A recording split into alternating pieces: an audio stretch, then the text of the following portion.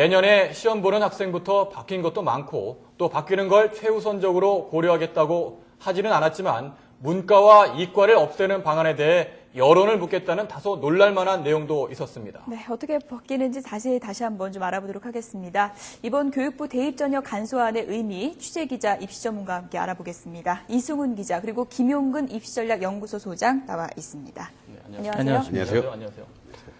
네, 첫 번째 질문부터 드릴 텐데요. 당장 해당되는 학년이죠. 고등학교 2학년. 네.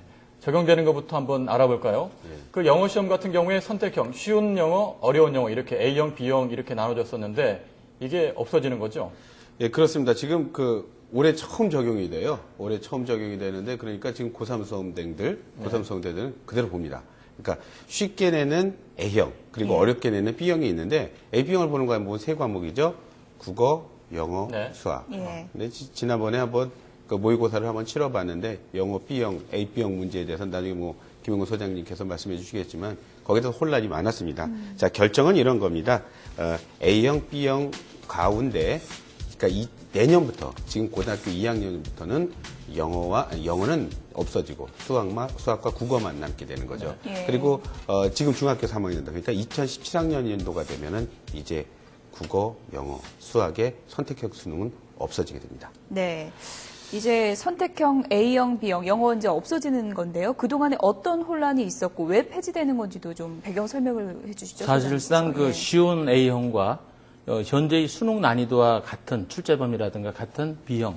여기서 국어, 영어, 수학을 A형과 B형으로 나눈다고 하지만은 국어하고 수학은 계열의 특징에 따라서 자동 구분이 됐습니다. 결국 수험생들이 실질 선택할 수 있는 거는 영어입니다.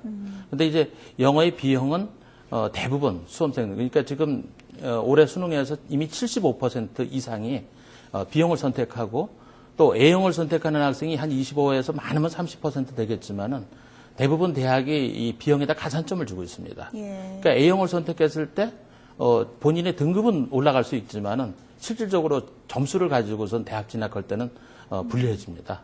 결국은 이제 영어에 A형이냐 B형이냐 했을 때 수험생이 거기에 선택했다는 혼란만 줬는데 이게 이제 제대로 돌아가는 것 아닌가 봅니다.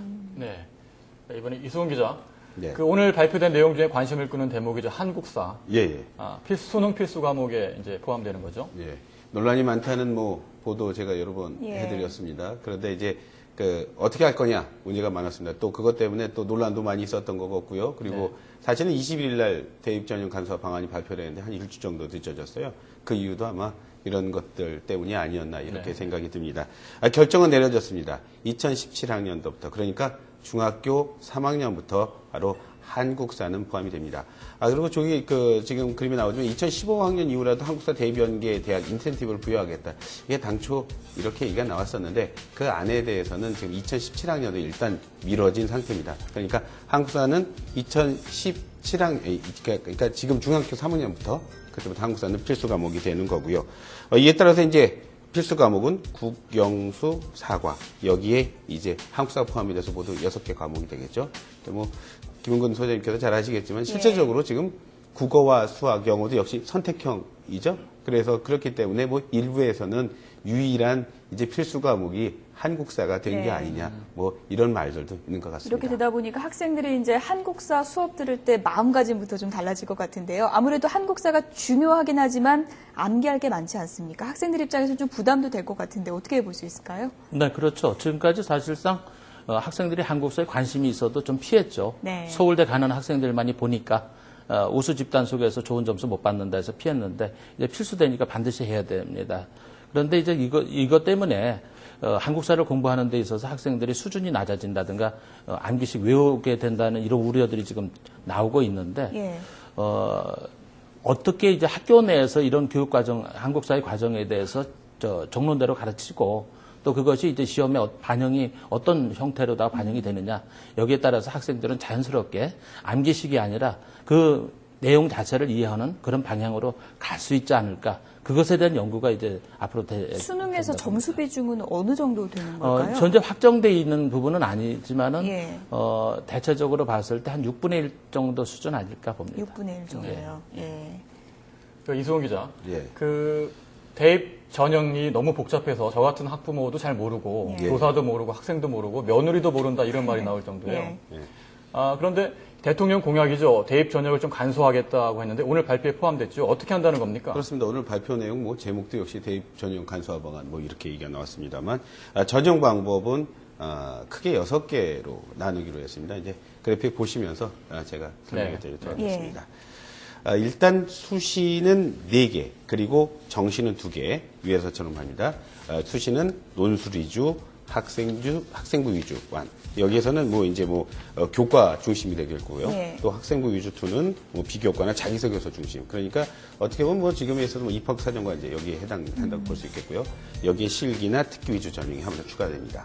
그리고 정시는 이제 실기와 수능 위주 전형 이렇게 바뀌게 되는 거죠. 하지만 각 대학이 교육부가 지금 오늘 다 발표한 건 이거 예시안입니다. 시안입니다. 네. 그렇기 때문에 어떻게 결정을 할까는 아마 11월 때 나올 텐데 그 정도 되면은 한번 물어봤어요. 어느 정도까지 줄 수 있냐, 2,000개다, 3,000개다, 여러 개 말이 많지 않습니까? 전형도 다르지만 또 학교에서 이름을 또 그렇게 붙였기 때문에 그래서 복잡한 요소들도 있습니다. 이렇게 바뀌면 한 수백 개 정도는 주실 수 있지 않겠느냐, 이런 게 한번 교육부 쪽에 예상인 것 같습니다. 어쨌든 간소화되는 방향으로 가는 거 맞는 그렇습니다. 거죠? 예. 이렇게 간소화되면은 물론 간소화되면 좋을 것 같긴 한데요. 자꾸 바뀌니까 좀 혼란스러운 면도 있을 것 같습니다. 실질적으로 학생과 학부모들은 어떤 반응을 보일 걸로 일단 예상할 수 있을까요? 대학들이 그 요소별로다가 이제 4가지, 2가지를 나누고 그 안에 이제 명칭상에서의 그 구분되는 거는 다소 이제 지금 현재보다는 많이 줄지만은 어느 정도 가지수들이 나오게 됩니다. 근데 현재 2,000개를 넘는 이런 선상에서 학생들이나 수험생들이 좀 힘들죠. 이런 부분이 많이 이제 축소화될 수 있다.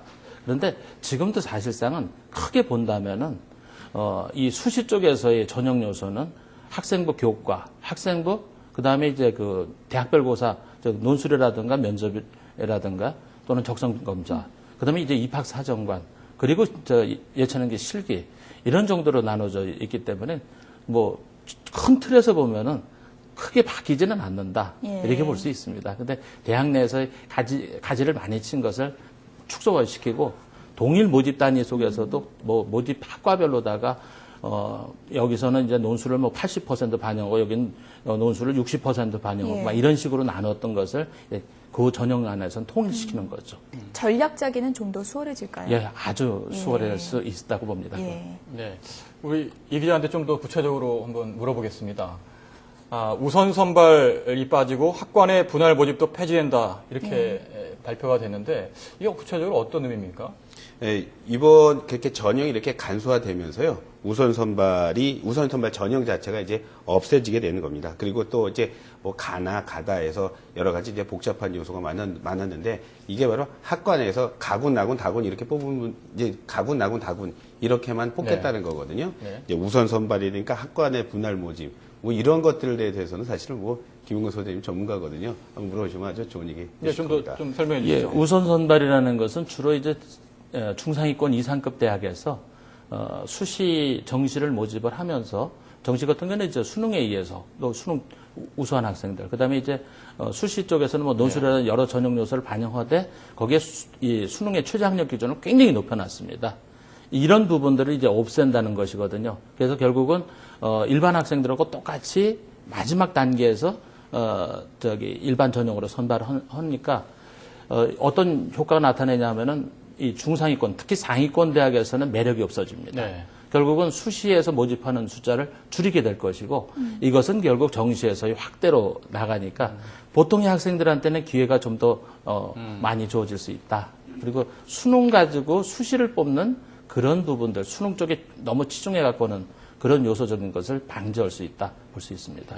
그리고 분할 모집 같은 경우는 가나다군을 이제 그 학과 단위로는 나눠서 모집은 할 수 있습니다. 근데 동일한 학과를 가군, 나군, 다군으로 쪼개가지고 잘게 쪼개서 모집하는 이런 것을 폐지한다는 뜻입니다. 네.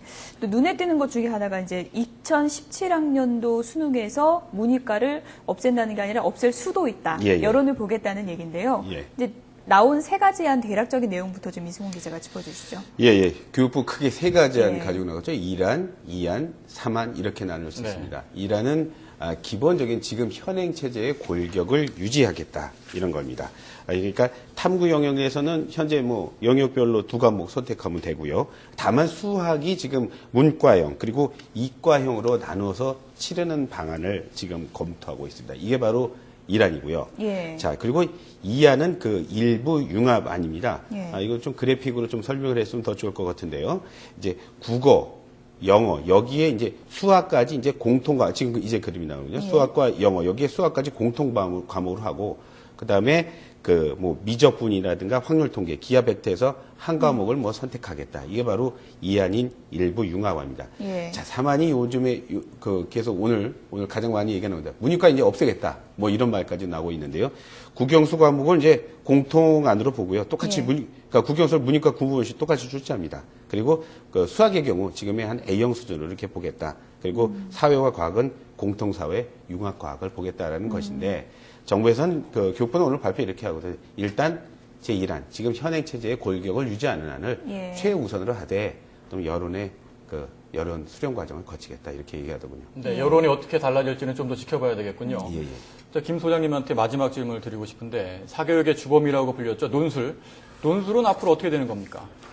논술 전형은 수시 전형에서의 절대적인 요소로서 여전히 작용을 하게 될 겁니다. 다만 출제의 범위라든가 이런 범주가 교과 단위 쪽을 벗어나지 못하게끔 대학에서의 출제를 지금 교과부에서 유도를 하고 있으니까 그런 내용적인 부분에서는 교과 쪽으로 많이 흡수가 되는데 대학들이 어차피 이 수시 쪽에서의 그 간소화되어 있는 이런 전형 요소 속에서 대학 나름대로 맞는 학생들, 이런 학생들을 선발할 수 있는 특히 중상위권 이상 쪽에 있는 대학에서 논술은 가장 매력적인 요소고 그래서 그 비중이 축소화된다고 볼 수는 없고 수시가 줄어든다면 이제 그에 따라서 숫자적인 비중은 조금 줄겠지만은 그 논술에 대한 영향력은 지금과 크게 다르지 않지 않겠느냐 이렇게 볼 수 있습니다.